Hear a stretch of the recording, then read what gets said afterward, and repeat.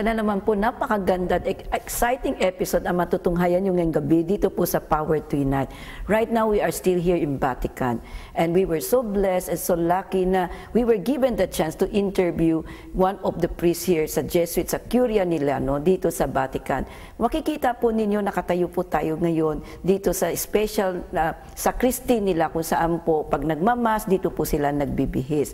Ngayon, ano po kaya ang matutunghayan ninyo? Ano ba yung pag-uusapan namin dito ng aming guest? Siya pong tunghayan nyo sa pagbabalik po ng Power to Unite.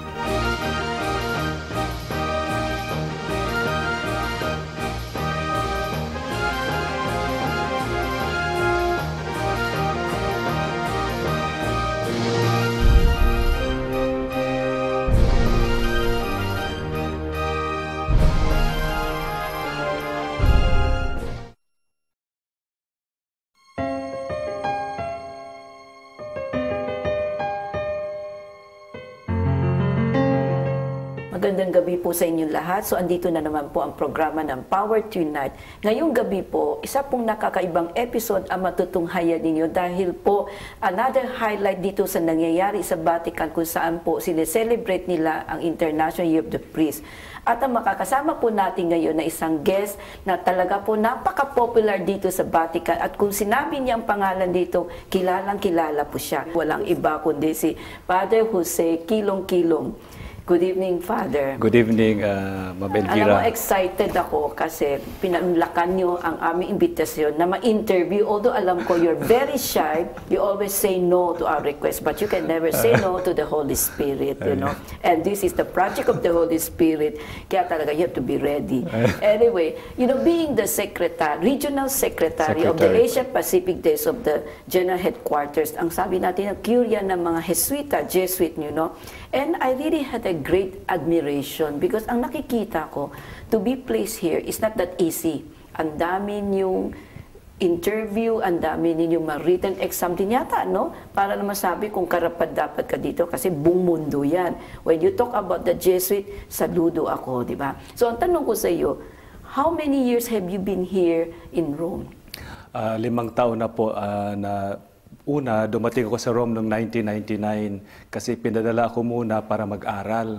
And then noong 2005, tinawag ako ng dating Superior General namin si Father Peter Hans Kolvenbach na magtrabaho dito sa Curia as Regional Secretary for Asia Pacific.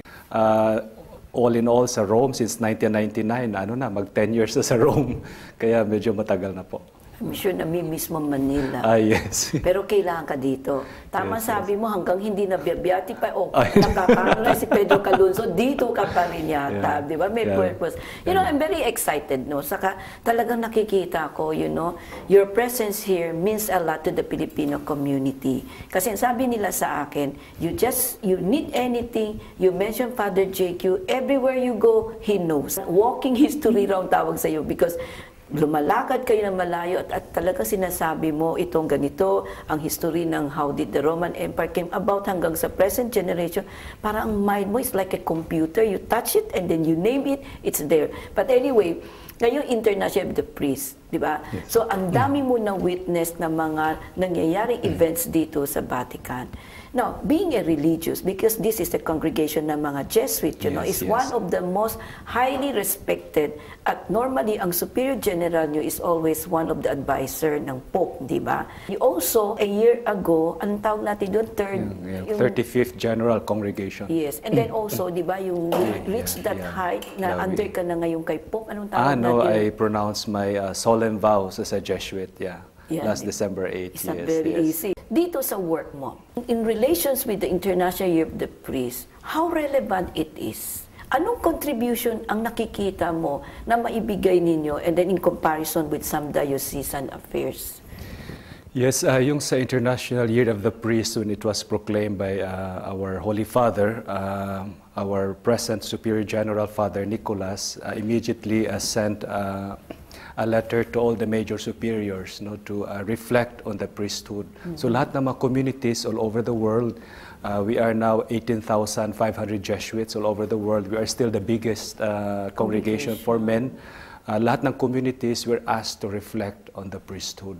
So, bawat provinces or bawat communities, meron silang initiative, meron silang programs to reflect on the priesthood. Kasi nga yung pinaka-goal nga sa Year for Priest is a deepening commitment to an interior renewal. So the goal is a renewal of the priesthood. So kinagawa yan sa buong mundo ng Society of Jesus. And then nagkaroon din ng meeting dito last 2 months ago ng mga chosen experts from the different parts of the world just to reflect on the priesthood, and eventually our general will come out with a formal statement about the Year for Priests as a conclusion for the Year for Priests. That will be from the opinion side of all. Yes, sa lahat ng mga reflections from the different provinces, yung mga pinapadala sa Rome, i-reflect doon sa sulat these reflections of those thoughts, no, from different provinces all over the world, are you going to give it to His Holiness para magkaroon siyang idea? Yes, that will be shared kasi ano yan it's a public document na ilalabas for the whole society. So aside from that, kasi nga majority of the Jesuits are all priests. Yes. So they observe this Year for Priests also by intensifying their ministries. At maraming Jesuits are involved, for example, in education and formation. Many of our Jesuits are involved in seminary formation. So pati sa mga seminaries, training for diocesan priests and also for religious. So through their programs and teaching, napapasok yung reflection on the priesthood. Hindi lang exclusively sa religious, even diocesan priests, you give them the chance to be trained under the Jesuits. Yes, because we run major seminaries for diocesan priests. Like for example, in the Philippines, we have San Jose Seminary in Manila, and then we have one in Mindanao.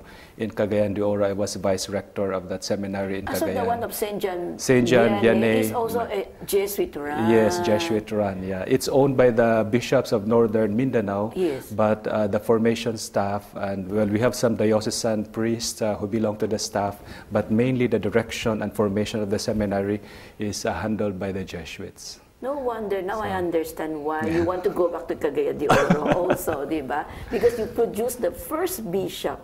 Finally, just a month ago, I think he was ordained Father Cabandig, something like that. Joe Cabantan. Joe Cabantan, Father yes. Cabantan, Imagine. after 25 years. Coming from a Jesuit school of thoughts, because alam mo kasi, karamihan naman namimit kong Jesuit. Although Dominicans train ako, sabi ko nga baka mas Jesuit ng mind ko because I've been meeting a lot of Jesuit, and I was very impressed with the way they talk, their ideas, their, background, tsaka talagang good talker sila, diba? Nai-impress ako, tsaka because I visited several St. Ignatius, yung mga activities nyo, tsaka yung mga school, tsaka yung houses, parang ganda-ganda matuto, although I'm not intellectual, no? Kaya gustong-gusto kita ma-interview, ngayon nahuli na rin kita. I'm so happy you obliged, no? Ngayon, Father JQ, talking about Asia Pacific, alin sa country dito ang mas nakikita mo na medyo nagkakaroon ng problema na kailang intensified pa rin ang formation, especially sa vocation? Our priority, even for the whole society, our priority is China. Evangelization in China. Because of its potential as a country, and in fact in the 16th century we had Jesuits there. Matteo Ricci entered China. In fact, this year we are celebrating the 400th death anniversary of Matteo Ricci. So through this celebration, he was a priest, he was a missionary. We are also taking this occasion to renew our contacts with China. Kasi yung Jesuit order and our ministry as priest, ang pinaka-primary focus namin is missionary. We are not limited to a diocese. In contrast to the diocesan priesthood. Kasi for the diocesan priest, the focus of their ministry is their diocese with the local bishop. While our primary focus as priests, Jesuit priests, more universal, direct from the Holy Father. And the Holy Father told us that in terms of our primary mission, to intensify our evangelization, especially in countries where Christianity is a minority. Yes. Where the faith is not heard by people. Yun ang priority ng Jesuits. But don't you think